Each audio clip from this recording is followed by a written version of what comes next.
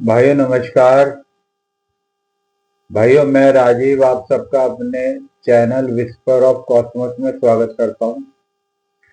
मित्रों, जो हमारी पिछली वीडियो थी जिसका नाम था विकसित देशों में दूध की व्यवस्था की, पहली वीडियो में मैंने आप लोगों को यह बताया था कि हमारे देश में भारत में कैसे दूध की बिक्री के रिटेलिंग के कितने फॉर्मेट हैं। वो 4 और 5 थे।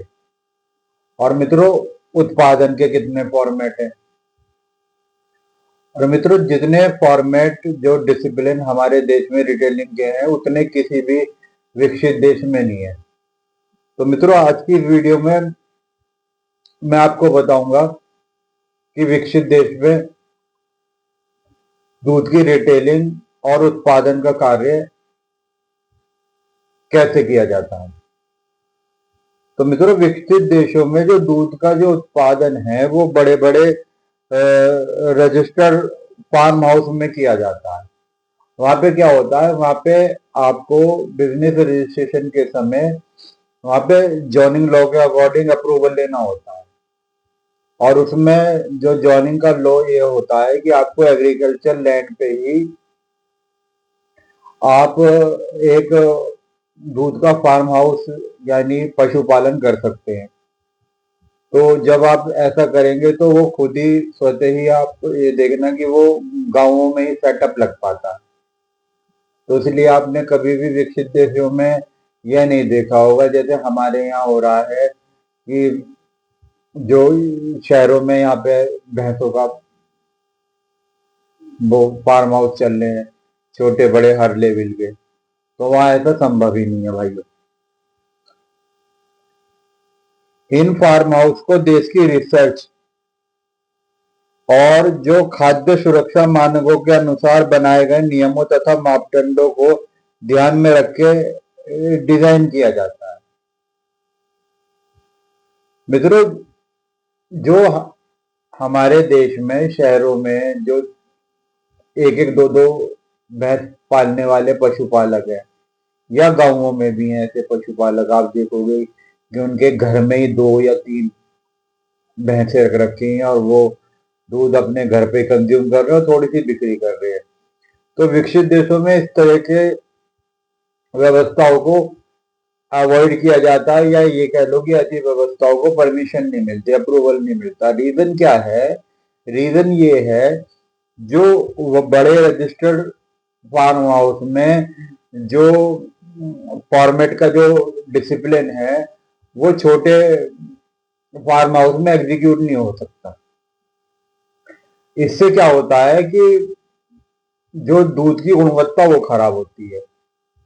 और जो इन छोटे पशुपालकों से जो जो प्रोसेसिंग में या पराग में या मदर डेयरी में जो दूध जाता है वो अलग अलग तरीके का, अलग अलग क्वालिटी का जाता है, जिससे उन लोगों को उसे प्रोसेस करने में ज्यादा समस्याओं का सामना करना पड़ता है।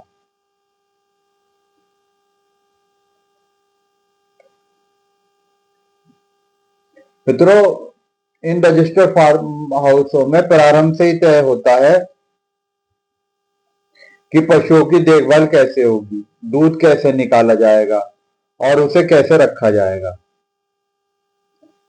और आगे कैसे भेजा जाएगा।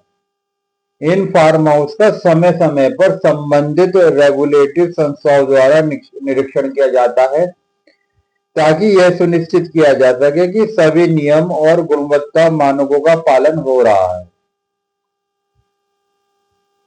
मित्रों, वैज्ञानिक अध्ययनों के अनुसार यदि दूध को निकालने के बाद सही तापमान पर ना रखा जाए तो उसमें बैक्टीरिया तेजी से बढ़ जाते हैं, जिससे उनकी गुणवत्ता और खाद्य सुरक्षा प्रभावित होती है। इसी कारण विकसित देशों में भाइयों दूध निकालने के तुरंत बाद उसे पहले से स्थापित बल्क मिल्क कूलिंग टैंक में रखा जाता है। और यह एक नियम है कि आपको जो इन फार्म हाउस में जो दूध निकलेंगे निकलते ही तुरंत आपको कूलिंग टैंक में रखना होगा। यह कोई अलग से जोड़ी गई व्यवस्था नहीं है भाइयों, बल्कि फार्म हाउस के डिजाइन का एक आवश्यक हिस्सा होता है। मतलब अगर आप ऐसा नहीं करोगे तो आपका वहां पे फार्म हाउस का लाइसेंस कैंसिल हो जाएगा और स्टार्टिंग में ही आपको अप्रूवल नहीं मिलेगा। इसके बाद पहले से ही निर्धारित समय पर विशेष प्रकार की इंसुलेटेड और रेफ्रिजरेटेड दूध टैंकर गाड़ी फार्म पर पहुंचती है। अब मित्रों, दूध निकालने के बाद जो फार्म हाउस, जो अब ये फॉर्मल फार्म हाउस है, उसका काम खत्म हो गया। अब दूसरी सर्विस का जुड़ा हुआ है, वो भी फॉर्मल है कि ट्रांसपोर्टेशन। अब ट्रांसपोर्टेशन में दूध की शिफ्टिंग के लिए, दूध की ट्रांसपोर्टेशन के लिए एक फॉर्मल व्यवस्था ये है कि विशेष प्रकार का इंसुलेटेड या रेफ्रिजरेटेड दूध टैंकर गाड़ी फार्म से दूध लेकर प्रोसेसिंग यूनिट तक पहुंचाती है। ये फॉर्मल कंट्रियों में फॉर्मल सेवाएं हैं। अब जैसे हमारे यहाँ तो कुछ ऐसा जरूरी नहीं है। हमारे यहाँ तो देखा है कि भाई, मैंने ये भी देखा है कि वो डब्बों में दूध ले जा रहे हैं अपना, गांवों से इकट्ठा करके, ठीक है ना। और फिर वो भी गलत नहीं है, क्योंकि उन्हें छोटे छोटे जगहों से, पशुपालकों से दूध का कलेक्शन करना पड़ता है।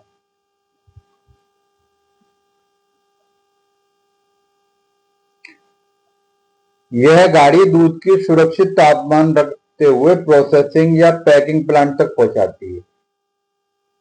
वहां पहुंचने के बाद दूध के आवश्यक गुणवत्ता परीक्षण किए जाते हैं और आवश्यक गुणवत्ता परीक्षण होने के बाद दूध को प्रोसेस करके पैक किया जाता है और फिर बाजार में बिक्री के लिए भेजा जाता है। अब मित्रों, वहां पे देखो, दूध का उत्पादन का तो एक ही फॉर्मेट है कि आपको गांव में मतलब फार्म हाउस लगाना पड़ेगा, और वहां के फार्म हाउस साइज में बहुत बड़े होते हैं और वो फॉर्मल होते हैं, ठीक है ना। इससे क्या होता है, दूध की गुणवत्ता सुधरती है और अच्छे मजबूत रोजगारों का विकास होता है। अब वहां से दूध जो है वो प्रोसेसिंग यूनिट में जाएगा और प्रोसेसिंग यूनिट के बाद शहरों में ग्रोसरी स्टोर पर वहां पर दूध बिकता है। वहां पर दूध ऐसे नहीं बिकता कि जैसे वहां डेयरी नहीं होती, दूध की डेयरी नहीं होती, और वहां पे कोई भी व्यक्ति इस तरीके से जैसे गांवों से दूध लेकर गली गली में मोटरसाइकिल और उस पर दूध नहीं बेच रहा। और ना शहरों में वहां ऐसा सिस्टम नहीं है कि पशुपालक के पास आप जाके डब्बा लेके दूध लेने जा रहे हो। पर कुछ स्टेटों में एक और रिटेलिंग का फॉर्मेट देखा गया है, वो ये है कि इन बड़े फार्म हाउस में जो गांवों में है, वो डायरेक्ट दूध कंज्यूमर को बेच रहे हैं। मतलब उन फार्म हाउस में मानक तो पूरे किए जाएंगे, तौर तरीके तो वही रहेंगे, पर वो जो दूध, उत्पादित दूध है, वो प्रोसेसिंग यूनिट भी बेच सकते हैं और डायरेक्ट कंज्यूमर को भी दे रहे हैं। और मित्रों, जैसे किसी किसान ने वहां पर फार्म हाउस खोल रखा है, तो वो अगर चाहे तो वो प्रोसेसिंग यूनिट का प्लांट भी लगा सकता है, पर वो एक डिफरेंट बिजनेस की तरह से लिया जाएगा। उसके तौर तरीके, उसके मानक अलग होंगे।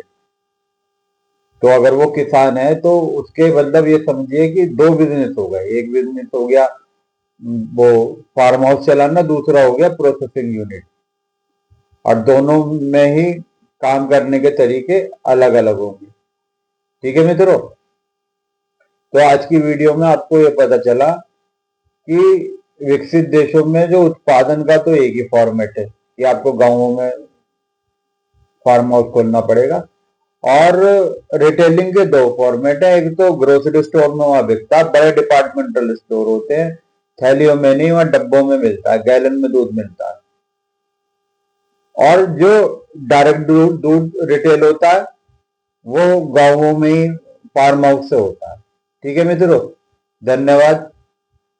आज की इस वीडियो में इतना ही बताना था। जय श्री राम।